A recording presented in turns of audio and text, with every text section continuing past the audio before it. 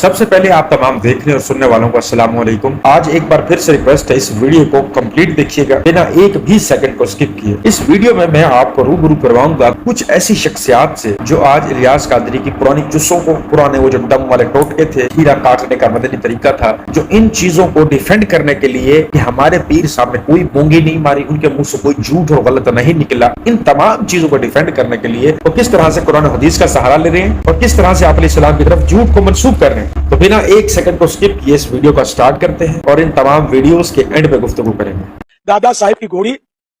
وہی اندھیری رات، زید کا درد سر کا جائے، یہی لگی میری آس۔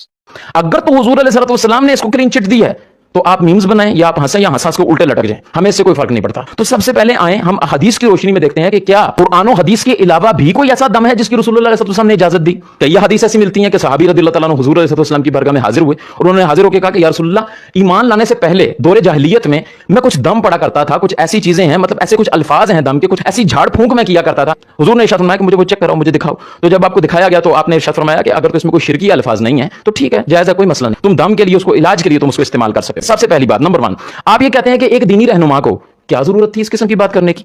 وہ چاہتا تو کوئی قرآن و حدیث کی بات کرتا۔ تو آئیں، سب سے بڑے دینی رہنما کون ہے؟ رسول اللہ علیہ السلام۔ تو جب حضور علیہ السلام کے سامنے صحابی نے اجازت لی تو حضور نے کیوں نہ ارشاد فرمایا کہ کیا تیرے لیے قرآن کافی نہیں ہے؟ کیا میرا فرمان کافی نہیں ہے؟ کیا تیرا وہ دور جاہلیت کا جو دم ہے کیا وہ قرآن سے آ گیا؟ میرے ہوتے ہوئے تمہیں جھاڑ پھونک کی کیا ضرورت ہے؟ حضور نے منع نہیں کیا۔ اور پھر اگر آپ یہ کہتے ہیں کہ الیاس قادری صاحب کو قرآن و حدیث کی بات کرنی چاہیے، انہوں نے یہ طریقہ علاج کیوں بتایا، ان کو قرآن و حدیث کا طریقہ علاج بتانا چاہیے، تو آپ یہ بتائیں کہ پھر رسول اللہ علیہ السلام نے طریقہ علاج قرآن و حدیث سے کیوں نہیں بتایا؟ آپ نے تو مطلقاً اجازت دے دی، آپ نے فرمایا ٹھیک ہے، غیر شرعی نہیں ہونے چاہیے، اگرچہ دادا صاحب کی گھوڑی ہو، سمجھانے کے لیے بات کر رہا ہوں آپ کو، مطلب وہ الفاظ تو آپ دیکھیں دور جاہلیت کے ہوں گے، وہ تو دادا صاحب کی گھوڑی سے بھی آگے بڑھ کے ہوں گے، اس میں کوئی قرآن تو نہیں پڑھا جاتا تھا نا، اس میں کوئی حدیث تو نہیں پڑھی جاتی تھی، اس میں کوئی اسلامک ٹچ تو نہیں تھا، وہ تو اس وقت کے پڑے ہوئے دم تھے، وہ اس وقت کی جھاڑ پھونک تھی۔ اب اس بندے سے یہی سوال پوچھا جائے کہ یہ جو حدیث منسوب کر رہے ہیں آپ علیہ السلام کی طرف، کہ آپ علیہ السلام کے پاس ایک صحابی آئے اور کہنے لگے کہ زمانہ جہالت میں یعنی ایمان لانے سے پہلے ایک ایسا دم تھا یا کچھ ایسے الفاظ تھے جن کو پڑھنے سے، دم کر لینے سے سر کا درد ختم ہو جاتا تھا، تو آپ علیہ السلام نے ان کو کہا کہ اگر ان میں کفری الفاظ نہیں ہے تو آپ ان کو پڑھ سکتے ہیں۔ سب سے پہلی بات کہ وہ حدیث کا حوالہ دیں،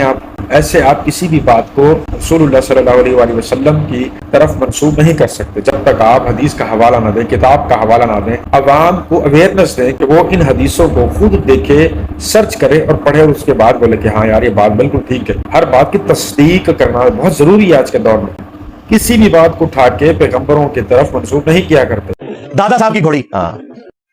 دیکھ لیں، خود انہیں دردیں ہوتی ہیں تو ڈاکٹروں سے مشورے کرتے ہیں اور آپ کو مزاروں پہ بھیجتے ہیں۔ آپ کا پیشاب بند ہو تو آپ کو عبداللہ شاہ غازی کے مزار پہ بھیجتے ہیں، اپنا پیشاب بند ہو تو آغا خان سے شفا انٹرنیشنل سے علاج کرواتے ہیں۔ لو سمو، آپ ایک ڈاکٹر کے پاس جاتے ہیں،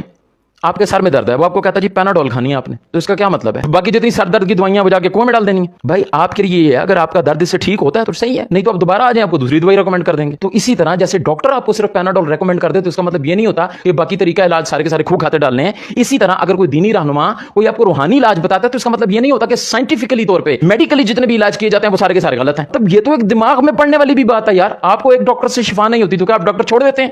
آپ کہتے ہیں نہیں یار دوجے کول جانے ہیں، ہو سکتا ہے اللہ نے ادھر سے شفا دینی ہو، کیونکہ یہ ذہن میں رکھیے گا اگر آپ پیناڈول کی گولی بھی کھاتے ہیں نا، شفا آپ کو اللہ نے دینی ہے، اس کے اوپر بھی تکلیف ہے لوگوں کو۔ اس چیز کا جواب میں پچھلے کلپ میں بھی دے چکا۔ قبلہ امیر اہل سنت کے اپنے جناب گھٹنوں میں درد ہوا تو وہ خود کیوں نہیں جناب انہوں نے یہ دم پڑا، وہ خود تو جناب ہاسپٹل جاتے ہیں، خود تو ڈاکٹر سے علاج کراتے ہیں۔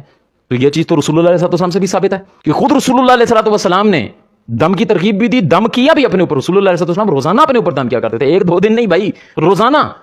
سورہ فلق، سورہ ناس اور سورہ اخلاص آپ اپنے ہاتھوں کی ہتھیلیوں پہ دم کر کے اپنے جسم اطہار پہ پھیر لیا کرتے تھے۔ لیکن جب علاج کی باری آئی تو آپ نے اس کی ترغیب بھی دی اور حضور علیہ السلام نے دوائی بھی استعمال فرمائی۔ یہ ساری چیزیں میں نے آپ کے سامنے رکھ دی۔ اب اس کے بعد بھی آپ نے میم بنانی ہے تو یہ آپ کا کام ہے۔ اگر آپ نے کمنٹ میں میری ساری گفتگو رسول اللہ کے فرمان کے ساتھ بھی سن کے اگر آگے دادا صاحب کی گھوڑی لکھنا تو ٹھیک ہے، یہ آپ کا مسئلہ ہے۔ یوں تو پھر کافر، یہودی، نصرانی، جتنے بھی غیر اسلام مذہب والے لوگ ہیں، یوں تو پھر ان کے دم درود بھی سچے ہیں۔ وہ جو دم کیا کرتے تھے یا کروایا کرتے تھے یا کوئی پوجا پاٹ کیا کرتے تھے، بے شک اس میں بزرگوں کا نام لیتے ہوں، وہ کسی کالی پیلی ماتا کا نام نہ لیتے ہوں یا غالباً لیتے بھی ہوں اور اس سے لوگ کہتے ہوں کہ ہمیں شفا ملتی ہے، اس کا یہ مطلب بنتا ہے کہ دادا صاحب کی گھوڑی کے علاوہ ان منتروں کا چاپ بھی یہ پبلک کرنا شروع کر دیں۔ کیونکہ خود سوچیں کہ سب کو بخشنے والی، شفا دینے والی، روزی دینے والی ذات اللہ پاک کی ہے، تو ہندوؤں کے ہاں، نصرانیوں کے ہاں، یہودیوں کے ہاں بھی تو کوئی نہ کوئی بیمار ہوتا ہوگا اور وہ بھی اپنے منتر چاپ پڑھ کے وہاں سے شفا حاصل کرتے ہوں گے، ان میں بھی کفری الفاظ نہیں ہوتے ہوں گے، تو پھر کیا ان کے منتر اور ان کے چاپوں کو بھی پھر ایسے ہی منبر رسول صلی اللہ علیہ وسلم سے بیان کر دینا چاہیے؟ اس چیز کا جواب آپ کمنٹ میں ضرور دیں گے۔ اور میں جو حیران ہوں وہ اس بات پہ ہوں کہ یہ وہ دور آ چکا ہے کہ آپ اپنے پیر کو، نقلی پیر کو، جو کہ آج سے 30 سال پہلے لوگوں کو آنکھیں بانٹ رہا تھا، نبیوں کو آنکھیں دے رہا تھا، اور آج اس بندے کے پورے خاندان کو آنکھ لگی ہے، کسی کو آنکھ، بازو، لات کچھ نہیں دے سکتا، جس کے والد چرپائی سمیت ہوا میں اڑا کرتے تھے قصیدے غوثیہ پڑھ کے، اور آج وہ بندہ اپنی کرسی سے اٹھنے کے لیے 2-4 بندوں کا سہارا لیتا ہے، جس کے دوستوں کو آپ علیہ السلام جاگتی آنکھوں سے تربت سے باہر نکال کے سلام کرنے اور پوچھ رہے آتے تھے تمہیں کیا چاہیے۔ آج وہ بندہ لوگوں سے چندہ مانگ مانگ کے اربوں خربوں کا مالک ہوا پڑا ہے۔ اس بندے کو ڈیفینڈ کرنے کے لیے آپ علیہ السلام پہ جھوٹ باندھنا، آپ علیہ السلام کی طرف جھوٹ کو منسوب کرنا یا کسی بھی بات کو منسوب کرنا، آپ لوگوں کے نظریے میں کیا چیز ہے، کیا ہونی چاہیے، اس چیز کا جواب آپ کمنٹ میں ضرور دیجیے گا۔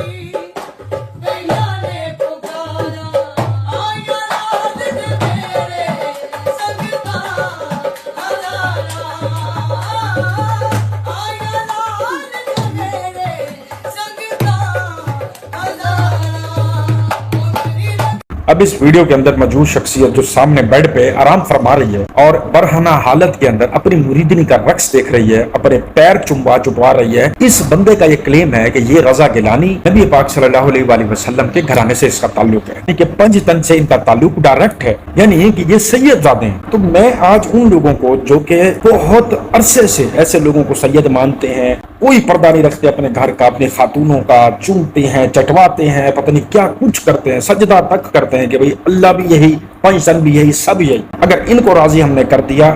تو ہماری دنیا آخرت سنور گئی۔ آج ان لوگوں کے لیے یہ ویڈیو میں لے کر آیا ہوں، اور میری بات کو غور سے سنیے گا۔ میری کسی سے کوئی پرسنل دشمنی نہیں ہے، نہ ہی تو الیاس قادری والوں کے ساتھ ہے، دعوت اسلامی والوں کے ساتھ، اور نہ ہی میری اہل تشیعوں کے ساتھ کوئی دشمنی ہے۔ سب سے پہلے ہم نے ایک ہی نبی کا کلمہ پڑھا ہے، اور ہم تمام کے تمام مسلمان ہیں۔ کیا آپ اس چیز پہ ایمان رکھتے ہیں یہ سامنے بیٹھا ہوا شخص سید ہے، نبی کے گھرانے سے اس کا تعلق ہے؟ تو پھر امام مہدی علیہ السلام کیا وہ بھی ان تمام چیزوں کے قائل ہوں گے؟ نہیں میرے بھائی، یہ خود کو خود انہوں نے سید بنایا ہوگا، صرف پیسوں کے لیے، جھوٹی عزت بٹورنے کے لیے، تاکہ لوگ ہمیں جھکے سجدہ کریں، یہ دنیا بھی ہماری، وہ دنیا بھی ہماری۔ یقیناً میرے تلخ الفاظ آپ کو چبھ رہے ہوں گے، آپ کو میری باتیں شاید بری لگ رہی ہوں، لیکن میری ریکویسٹ ہے آپ لوگوں سے، جب کبھی آپ کو کوئی ایسا شخص ملے جو دنیا سے لگاؤ رکھنے والا ہو، دنیا سے محبت کرنے والا ہو، عورتوں کو نچوانے والا ہو، ان سے اپنے پیروں کو چومتا چٹواتا ہو، ان کا ڈانس دیکھنے والا ہو، ان سے گیت سننے والا ہو، پرائیویٹ محفلوں کو اٹینڈ کرنے والا ہو، شراب سگریٹ چرس پینے والا ہو، پاؤڈر پینے والا ہو، اس طرح کی محفلوں کو اٹینڈ کرنے والا ہو، اور وہ خود کو بتاتا ہو کہ میں نبی پاک صلی اللہ علیہ وآلہ وسلم کے گھرانے سے ہوں، تو آپ لوگ قرآن مجید کو اس کے سامنے لے کر جائیے گا اور بولیے گا کہ وضو کے ساتھ حلفاً اس پہ ہاتھ رکھ کے بولو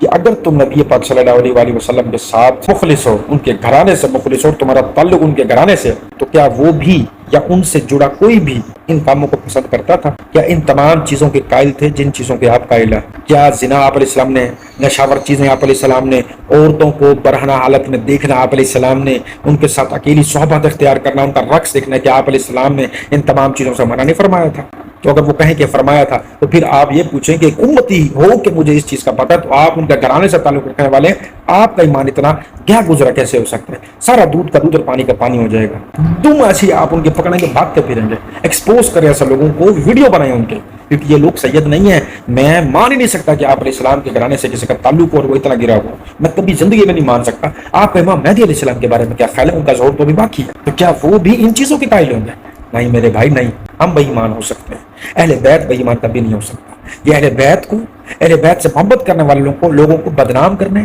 برباد کرنے، ان کو لوٹنے کے لیے لٹے رہے ہیں یہ لوگ۔ میرے اہل تشیع بھائیوں سے ریکویسٹ ہے کہ ایسے لوگوں کو ایکسپوز کریں۔ جب آپ علیہ السلام، امام حسن حسین علیہ السلام اللہ کے دین کی تبلیغ کرتے کرتے اس دنیا سے کوچ فرما گئے ہیں، تو یہ لوگ بہروپی ہیں، ان کا دین سے، ان کا اہل بیت سے کوئی تعلق نہیں ہے۔